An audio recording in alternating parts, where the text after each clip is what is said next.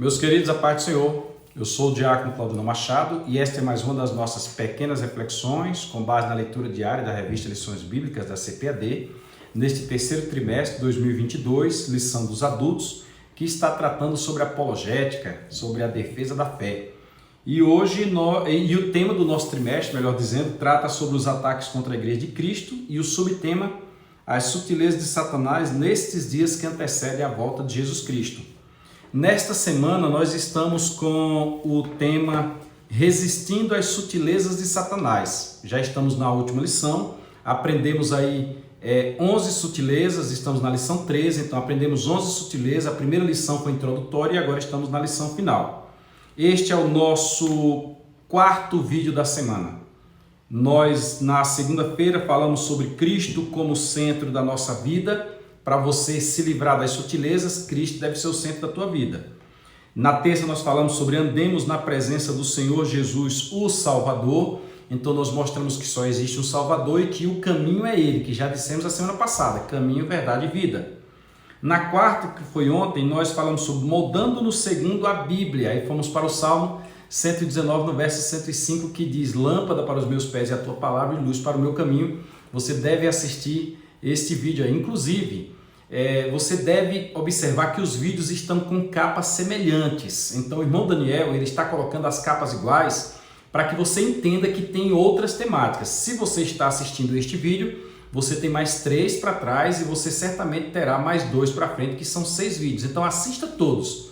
Aproveite aí, se inscreva, compartilhe, curta, comente, acione aí o sininho das notificações, porque isso é necessário, gente. Eu não queria nem fazer esses comentários, mas a gente percebe que quando nós fazemos isso, nós estimulamos as pessoas a justamente fazer o que nós estamos pedindo. Porque quando você comenta, você me orienta a entender se você está gostando ou não, se você está compreendendo ou não o assunto. Quando você compartilha, você está evangelizando alguém. Quando você curte, você diz para o YouTube que o vídeo é relevante, que ele pode e sim indicar esse vídeo para outras pessoas. Então eu te peço que faça isso, tá bom? Se inscreve aí no nosso canal e vamos juntos glorificar o nome de Jesus. O nosso texto hoje está na carta aos Hebreus, no capítulo 4, no versículo 12. Abra a tua Bíblia, carta aos Hebreus, capítulo 4, versículo 12. A epígrafe da leitura diz: a Bíblia norteia os nossos valores, os valores internos. Você deve ter os valores internos baseados na Bíblia Sagrada. Se os teus valores internos estiverem baseados em uma ideologia, se estiver baseado num grupo, você pode se completar numa filosofia de alguém. Agora baseie-se na Bíblia Sagrada, porque o autor da Bíblia também é autor da vida. É o Senhor de todas as coisas. Então os princípios que ele colocou na Bíblia Sagrada são princípios copiáveis. Estes princípios devem trazer para a tua vida valores. Você deve valorar, você deve fazer juízo de valor e deve agir de acordo com aquilo que a Bíblia determina. Faremos nossa leitura na carta aos Hebreus e leremos na tradução revista Almeida e atualizada, Almeida corrigida, melhor dizendo, Almeida revista e corrigida, fazendo uso da Bíblia de Estudo Mateu Henry, editado pela Sociedade Bíblica do Brasil. O nosso texto da carta aos Hebreus, capítulo 4, versículo 12, diz assim: porquê é um porquê de resposta, é um porquê junto. Porque a palavra de Deus é viva. A palavra de Deus não morreu, ela não está no passado, ela está no presente, ela é viva e eficaz, quer dizer, ela surte o seu efeito. O que é algo eficaz? É aquilo que serve para o fim ao qual foi proposto. Você não pode usar uma caneta para furar uma parede, está fora do propósito, não será eficaz. Como você não pode usar uma broca para escrever no papel, também será ineficaz. Eficaz é a caneta escrevendo no papel e a broca furando a parede. Então a palavra de Deus é eficaz, é viva e eficaz. E mais penetrante do que qualquer espada de 2 gumes. Pense numa espada que não corta só para um lado, é como se fosse um facão. A espada de 2 gumes, onde ela entra rasgando, porque ela vai cortando para os 2 lados. E ela tanto corta para um lado, aí o soldado puxa e corta para o outro lado. Então para onde ele joga, ela está surtindo seu efeito. E ela é tão penetrante, mas tão penetrante, que é a única que vai até, aí o texto diz, e penetra até a divisão da alma e do espírito. Meu Deus, como é que separa-se alma de espírito? A separação da alma do espírito se dá no momento da morte.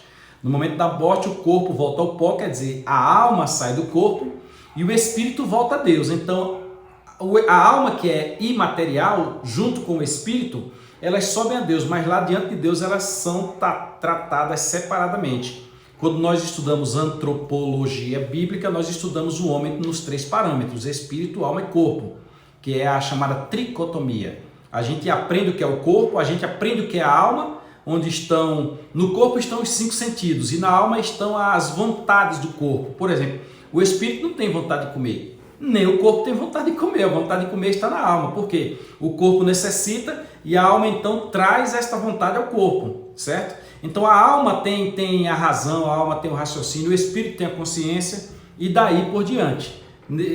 A prova que o corpo não tem vontade de comer é que o homem morre e o corpo morto sem alma não come. O corpo só come se tiver alma.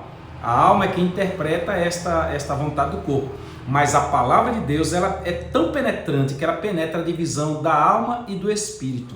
Olha que legal. Aí continua. E das juntas e medulas.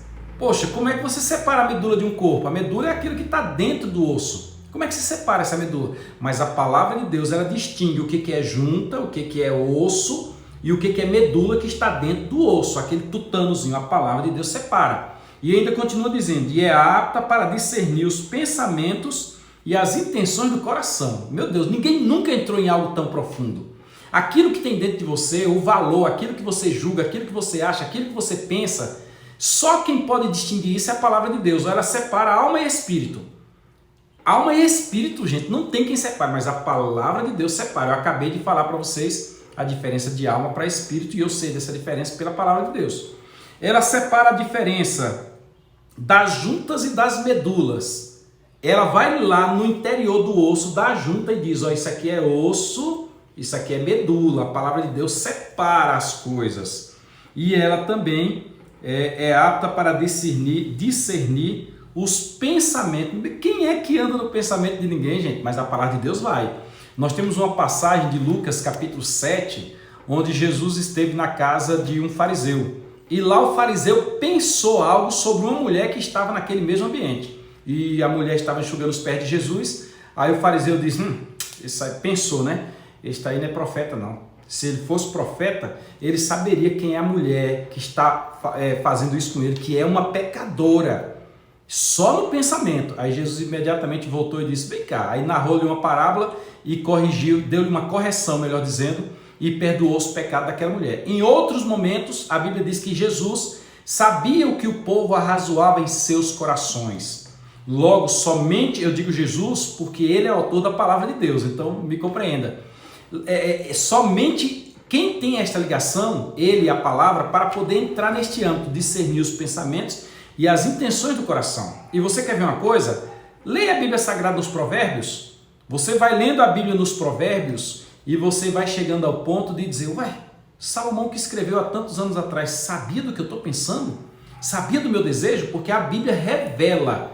A gente vai para a escola dominical e quando a gente começa a estudar a palavra na escola dominical, parece que aquela lição foi feita para nós, porque pelo menos para mim, quase todas as lições foram feitas para mim. É muita coisa que a lição me ensina. Então a palavra de Deus é apta para discernir os pensamentos e as intenções do coração. Neste sentido, o meio que tem de você resistir às ciladas de Satanás é você estar vidrado na palavra de Deus. E como diz a epígrafe, você ter a Bíblia norteando os teus valores. Como assim os meus valores? Aquela questão subjetiva. O que você pensa acerca disso? Jesus certa vez diz bem assim, para vocês aí a coisa tem que acontecer, tem que consumar, né? Para mim, eu vou dizer para vocês, quem pensou já cometeu no coração.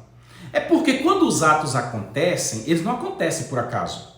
Tiago, escrevendo a sua carta, ela vai dizer que o pecado, antes dele vir a público, dele se tornar material, ele passa por um campo que o filósofo Platão diria o campo das ideias, o mundo das ideias. Ele passa pelo pensamento.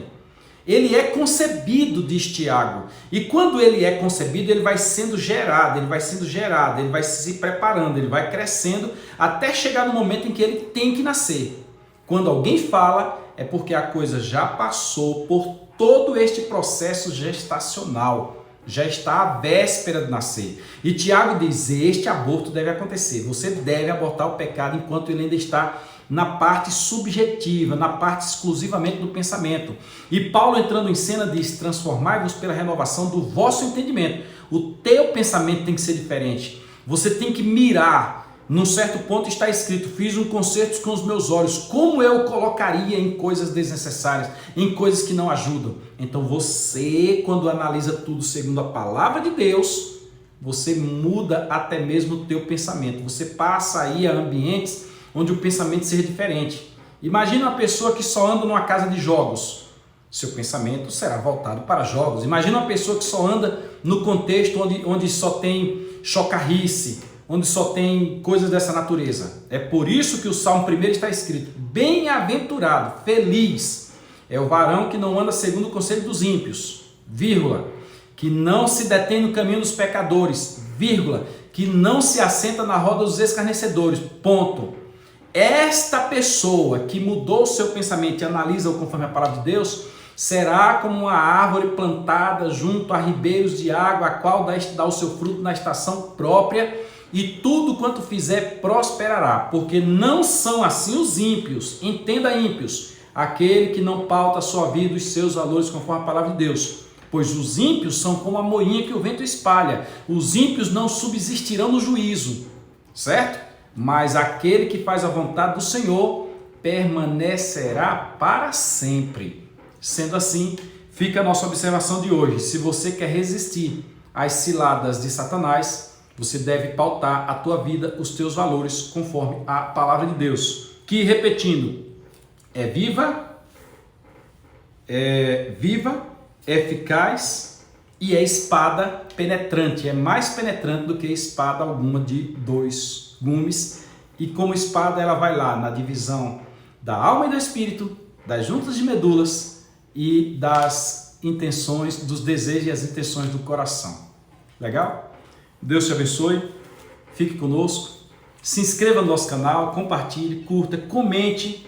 Domingo esteja na Escola Bíblica Dominical e amanhã, querendo Deus, nós voltaremos para falar sobre o Espírito Santo nos santifica. Não existe santificação própria, você precisa santificar-se de acordo com o padrão de alguém. Você é santo de acordo com um padrão, não é o seu padrão, é o padrão bíblico, é o padrão que é determinado pelo Espírito Santo. Mais uma vez te peço para você se inscrever, compartilhar, curtir, comentar e nos abençoe enviando para alguém porque você estará evangelizando. Fiquem todos na paz do Senhor e aguarde os próximos vídeos. Se inscreve no nosso canal, não esquece não.